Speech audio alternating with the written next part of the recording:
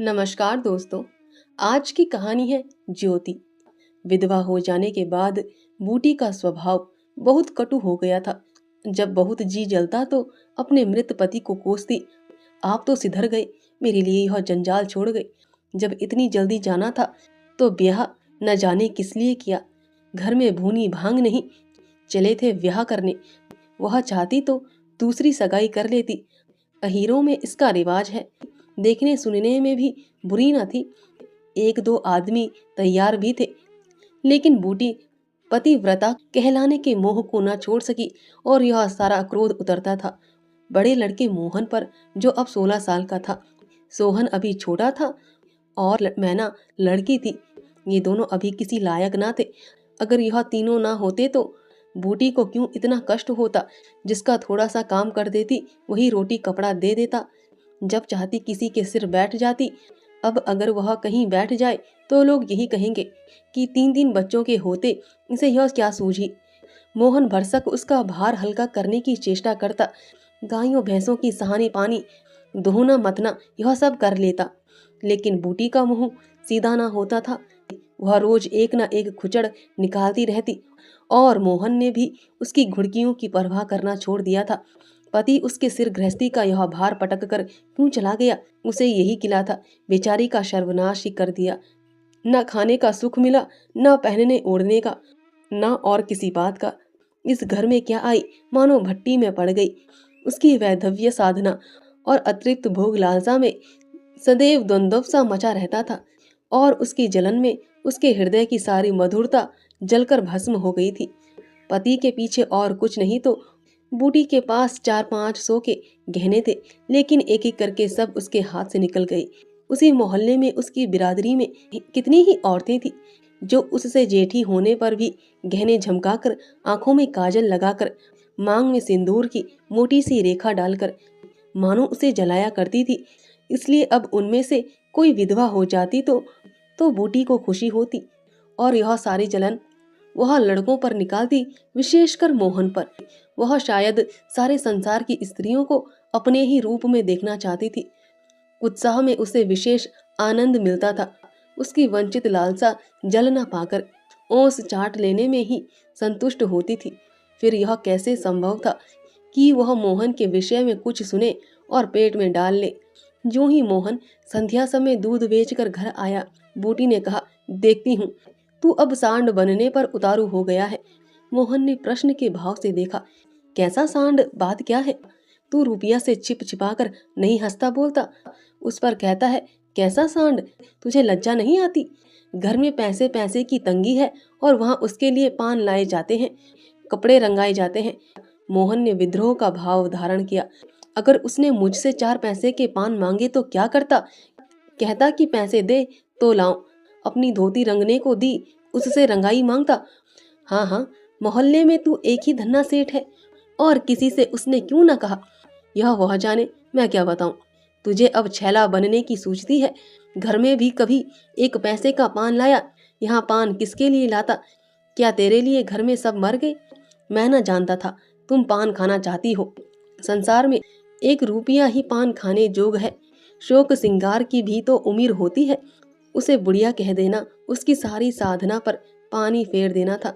बुढ़ापे में उन साधनों का महत्व ही क्या, जिस त्याग कल्पना के बल पर वह स्त्रियों के सामने सिर उठाकर चलती थी। उस पर इतना कुठारघात, इन्हीं लड़कों के पीछे उसने अपनी जवानी धूल में मिला दी। उसके आदमी को मरे आज 5 साल हुए, तब उसकी चढ़ती जवानी थी। 3 बच्चे भगवान ने उसके गले मर दिए। नहीं अभी वह है के दिन की, चाहती तो आज वह भी ओंठ लाल किए, पाँव में महावर लगाए, अनवट बिछुए पहने मटकती फिरती। यह सब कुछ उसने इन लड़कों के कारण त्याग दिया और आज मोहन उससे बुढ़िया कहता है। रुपया उसके सामने खड़ी कर दी जाए तो चुईया सी लगे। फिर भी वह जवान है और बूटी बुढ़िया है। बोली, हाँ और क्या, मेरे लिए तो अब फटे चिथड़े पहनने के दिन है। जब तेरा बाप मरा तो मैं रुपया से 2 ही साल बड़ी थी। उस वक्त कोई घर लेती तो तुम लोगों का कहीं पता न लगता, गली गली भीख मांगते फिरते। लेकिन मैं कह देती हूँ, अगर तू फिर उससे बोला, या तो तू ही घर में रहेगा या मैं ही रहूंगी। मोहन ने डरते डरते कहा। मैं उसे बात दे चुका अम्मा। कैसी बात? सगाई की। अगर रुपैया मेरे घर में आई तो झाड़ू मारकर निकाल दूंगी। यह सब उसकी माँ की माया है। वह कुटनी मेरे लड़के को मुझसे छीन लेती है। रांड से इतना देखा भी नहीं जाता। चाहती है कि उसे सौत बनाकर छाती पर बैठा दे।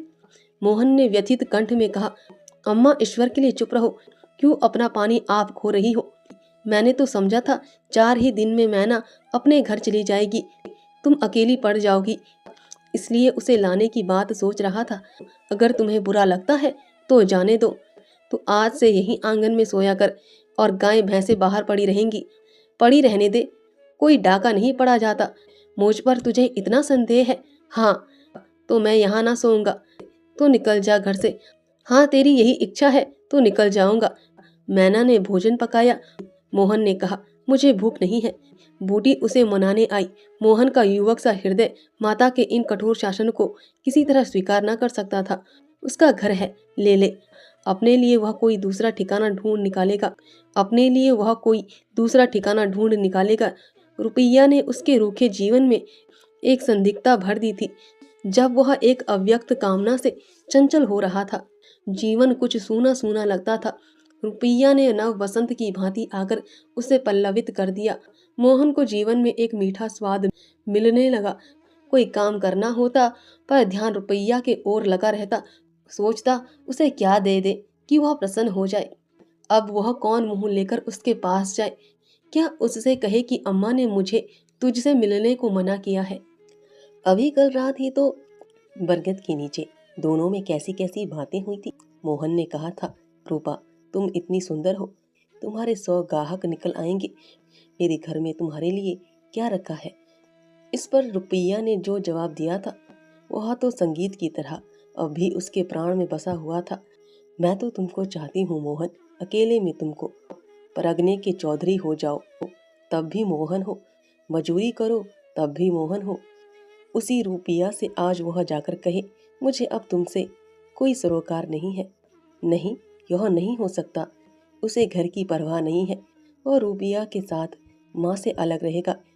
इस जगह ना सही, किसी दूसरे मोहल्ले में सही। इस वक्त भी रुपैया उसकी राह देख रही होगी। कैसे अच्छे बीड़े लगाती है।